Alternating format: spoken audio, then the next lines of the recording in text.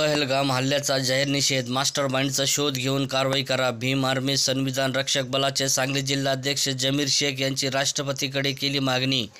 काश्मीर येथील पहलगाम येथे जे भयाड दहशतवादी हल्ला झालेला आहे त्यांचा सांगली जिल्हा भीम आर्मी संविधान रक्षक बलाच्या वतीने जाहीर निषेध व्यक्त करण्यात आला व सांगली जिल्हाध्यक्ष जमीर शेख यांनी मिरज प्रांताद्वारे राष्ट्रपतींकडे या हल्ल्याची सखोल चौकशी करावी तसेच मास्टरमाइंडचा शोध घ्या जे या भयाड दहशतवादी हल्ल्यात मृत्युमुखी पडलेले आहेत. त्यांच्या कुटुंबियांना प्रत्येक 1 कोटी रुपयांची मदत म्हणून केंद्र सरकारने द्यावा यही विनंती आहे. अशीच नवनवीन माहिती बघण्यासाठी बघत राहा व बेल आयकॉन प्रेस करून सदस्य व्हा. MSS न्यूजसाठी एजाज सय्यद, बेलापूर.